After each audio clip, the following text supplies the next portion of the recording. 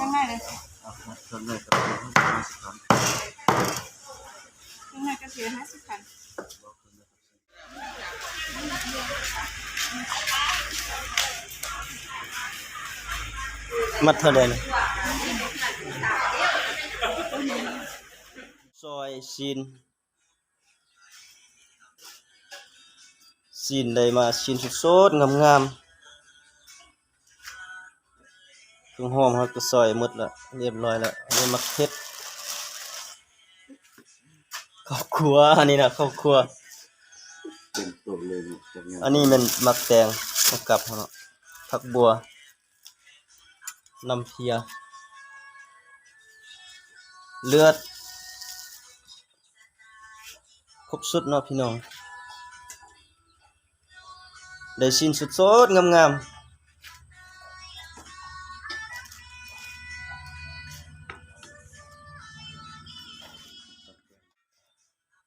ประกาศงามๆน้ำเพียบ่ทันปรุงเถอะอันนี้เดี๋ยวพักกันกำงาม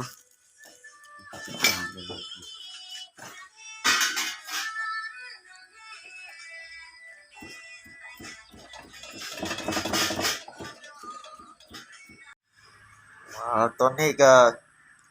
กะเกียมกินนำกันเด้อพี่น้องสำเร็จแล้วเนาะ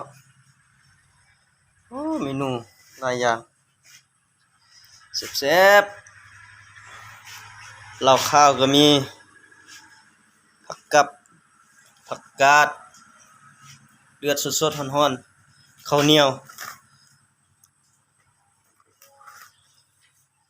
มากินข้าวนำกันซอยแซ่บๆ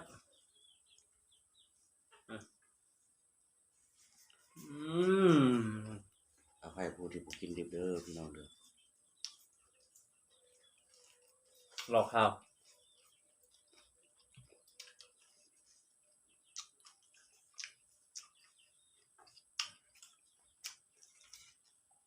ต้นน่ะบ่ได้เฮ็ดคลิปให้พี่ให้น้องเบิ่ง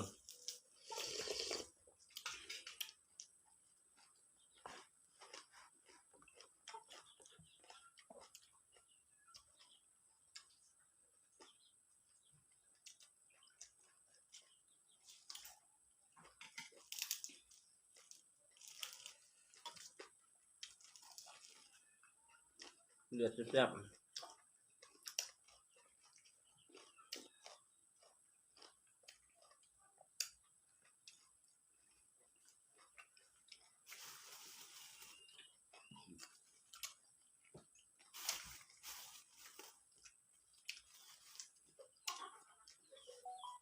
ของแท้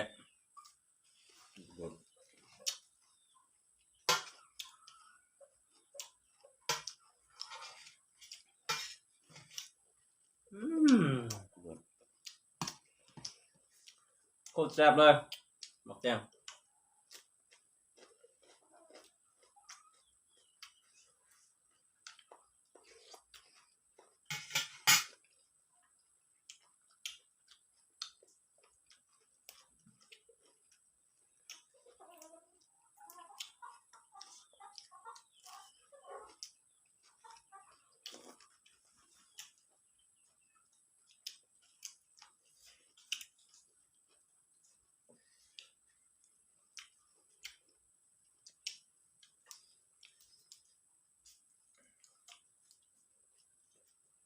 ข้าวเหนียวกับข้าวฮ้อน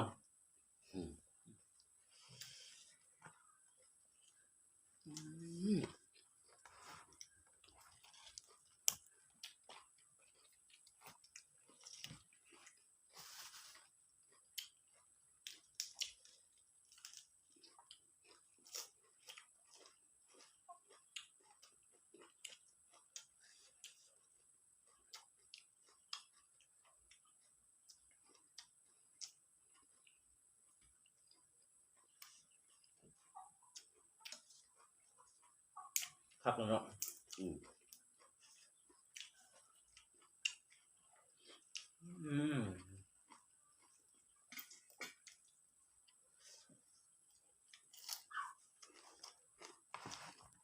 เอาบ่เนี่ย อืม สิ่งสำคัญอย่าลืมตัวนี้ขาดบ่ได้แท้ๆอันนี้ บอกว่าเลย เอาแกะข้าวก่อน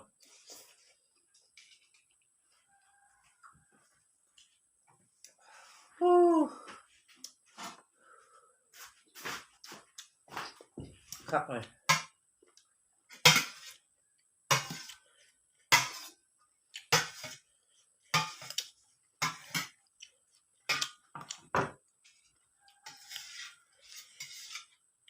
บอกเลยปากโดนบอกเลยปากโดนบอกเลยสุดๆน้ำใส่ใจจริงพี่น้อง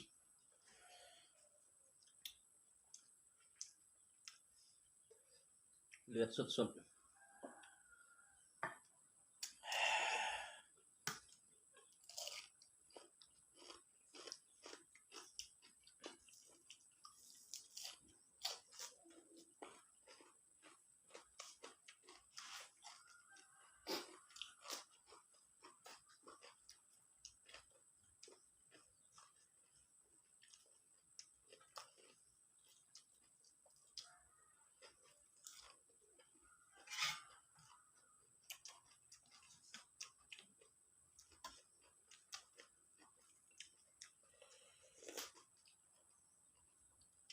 มาเด้อกินนำกันเด้อ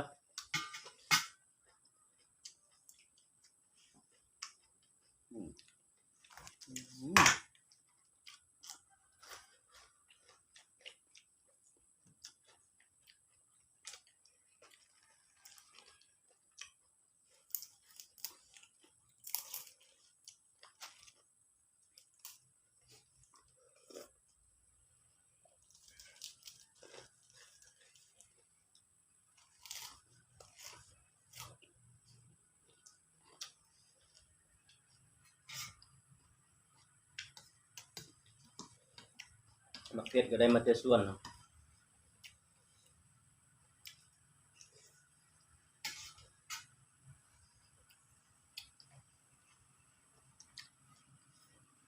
คำใหญ่ๆครับพี่น้อง